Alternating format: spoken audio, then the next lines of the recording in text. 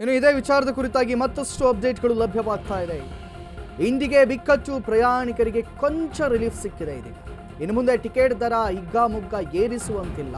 Interesting, good. ವಿಮಾನಯಾನ ಸಂಸ್ಥೆಗಳಿಗೆ ಕೇಂದ್ರದಿಂದ ಕಡಿವಾಣವನ್ನು ಹಾಕಲಾಗ್ತಾ ಇದೆ. ಟಿಕೆಟ್ ದರ ಹೆಚ್ಚಳಕ್ಕೆ ಮಿತಿ ಏರಿದೆ ಕೇಂದ್ರ ಸರ್ಕಾರ. ಪ್ರಯಾಣಿಕರ ಪರವಾಗಿ ಫೀಲ್ಡ್ಗಿಳಿದ ಮೋದಿ ಸರ್ಕಾರ. ಫೀಲ್ಡ್ಗಿಳಿದ್ರು, ಆದರೆ ಓಪನಿಂಗ್ ಅಲ್ಲೇ ಇಳಿಬೇಕಿತ್ತು. 5 ದಿನಗಳ ನಂತರ ಇದೀಗ ಸರ್ಕಾರ ಎಚ್ಚೆತ್ತುಕೊಂಡಿದೆ.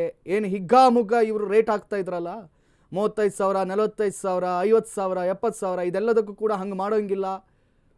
ನಾರ್ಮಲ್ ರೇಟ್ ಏನಿದೆಯೋ ಅದನ್ನೇ ಹಾಕಬೇಕು ಅಂತ ಹೇಳಿ ಕೇಂದ್ರ ಸರ್ಕಾರ ಇದೀಗ ಚಾಟಿ ಬೀಸಿದೆಯಂತೆ.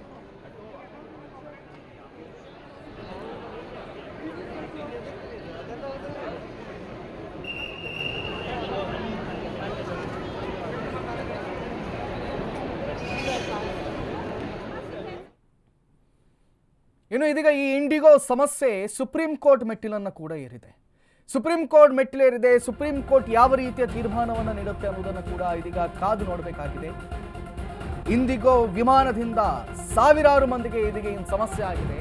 ಈ ವಿಚಾರದ ಕುರಿತಾಗಿ ಸುಪ್ರೀಂ ಕೋರ್ಟ್ ಮೆಟ್ಟಿಲನ್ನ ಸಾರ್ವಜನಿಕ ಹಿತಾಸಕ್ತಿ ಅರ್ಜಿ ಸಲ್ಲಿಕೆ ಆಗಿದೆ ಸುಪ್ರೀಂ ಕೋರ್ಟ್ಗೆ.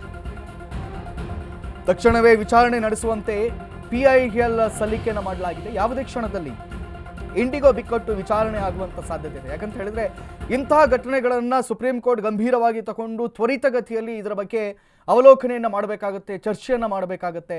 ಯಾವ ರೀತಿಯ ತೀರ್ಮಾನವನ್ನು ಇನ್ನು ಮುಂದೆ ಮಾಡಬೇಕು, ತಗೊಳ್ಬೇಕು, ಯಾವ ರೀತಿಯ ನಿಲುವುಗಳನ್ನು ತಗೊಳ್ಬೇಕು ಅನ್ನೋದನ್ನ ಬಹುಶಃ ಸರ್ಕಾರಕ್ಕಿಂತಲೂ ಸುಪ್ರೀಂ ಕೋರ್ಟ್ ಮೇಲೆ ಇದೀಗ ಜವಾಬ್ದಾರಿ ಹೆಚ್ಚಿದೆ ಅಂತಾನೆ ಹೇಳ್ಬೋದು. Supreme Court ಮೆಟ್ಟಿಲೇರಿದೆ.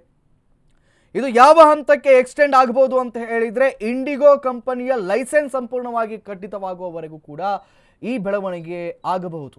ಯಾಕಂತ ಹೇಳಿದ್ರೆ ಸುಪ್ರೀಂ ಕೋರ್ಟ್ ಮೆಟ್ಟಿಲೇರಿದೆ. ಇದೀಗ ಸುಪ್ರೀಂ ಕೋರ್ಟ್ ಗಂಭೀರವಾಗಿ ಈ ಪ್ರಕರಣವನ್ನು ಪರಿಗಣಿಸುತ್ತಾ ಏನೇನು ಉತ್ತರವನ್ನು ನೀಡುತ್ತೆ ಅದನ್ನ ಇನ್ನಷ್ಟೇ ನಾವು ಕಾದು ನೋಡಬೇಕಾಗಿದೆ.